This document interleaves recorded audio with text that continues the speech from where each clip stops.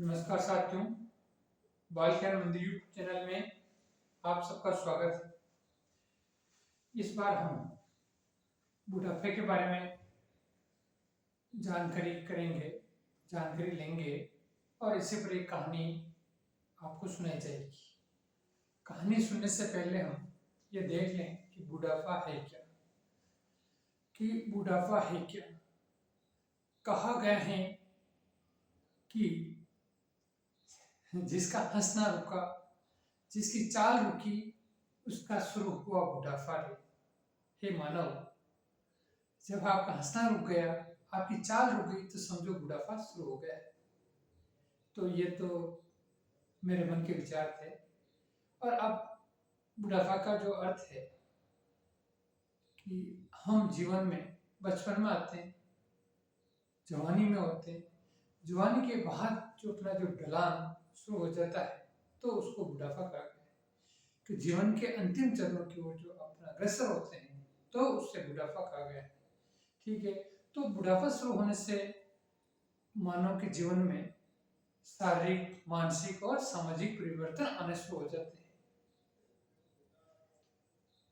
अपने आप को अकेलापन महसूस करते हैं, पूरा शरीर काम करना बंद कर देता है, चेहरे पे झुर्रियां शुरू हो जाती हैं, सहारे की जरूरत महसूस होती है। तो ऐसी स्थिति में हम जो नन्हे मुन्ने बच्चे हैं, जो बालक हैं, उनको बुढ़ापे के प्रति सहानुभूति दिखाने की जरूरत है। जो वृद्ध होते हैं, तो ये एक अनिवार्य अवस्था है, सबकी आएगी ये अवस्था।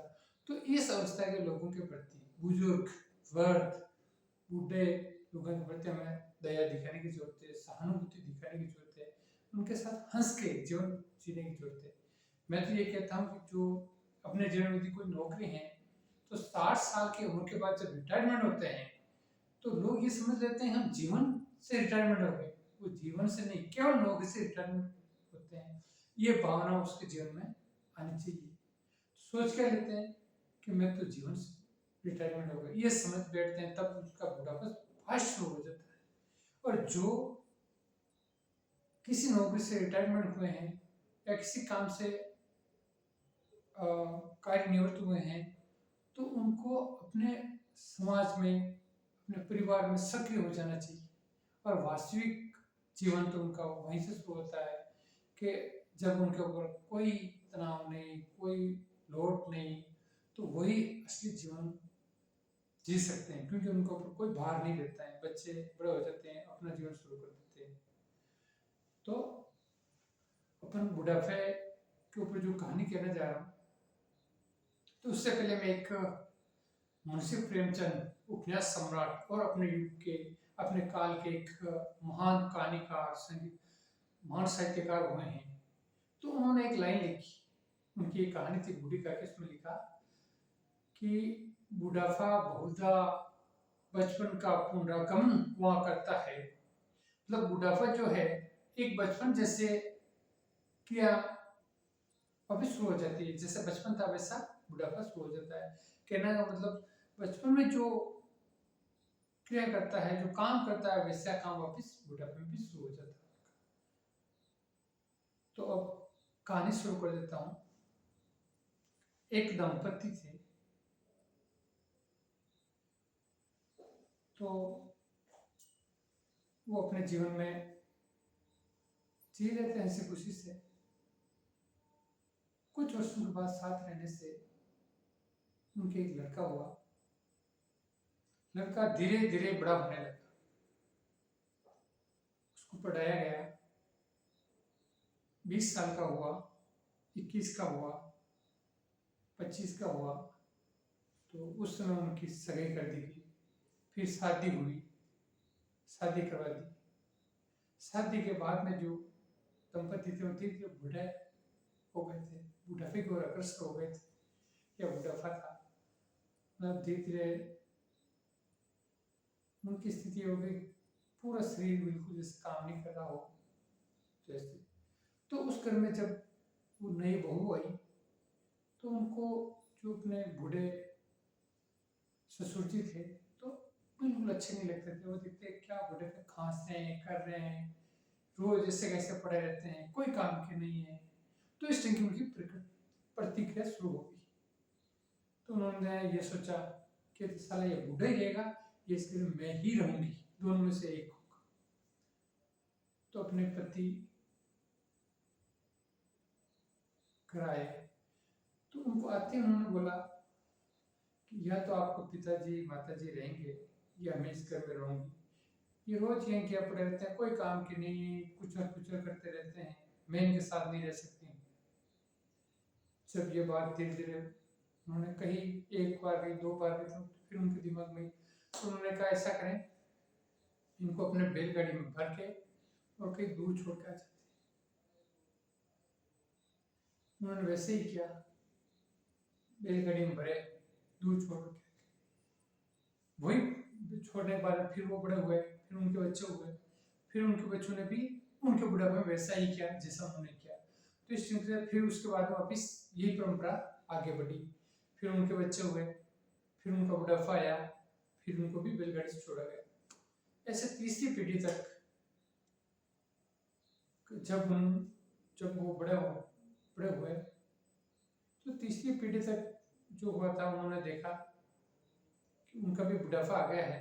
और उनके बच्चे ने बोला कि पिताजी घर की उर्दू की नहीं मानती है और आपको कहीं कहीं छोड़ के आ जाऊँ। तो उन्होंने कहा आपको कहीं छोड़ने की जरूरत नहीं है, हम पति पत्नी भिक्षावृत्ति के माध्यम से जिंदा रहेंगे और निकल जाते हैं। तो उन्होंने छोड़ा कि हम भिक्षावृत्ति करेंगे, हमारे परिवार के जो कई सालों से जो ये परंपरा आ रही है उसको तोड़ना बहुत जरूरी है। तो उन्होंने उस परंपरा को तोड़ने का एक निर्णय लिया और आगे बढ़े।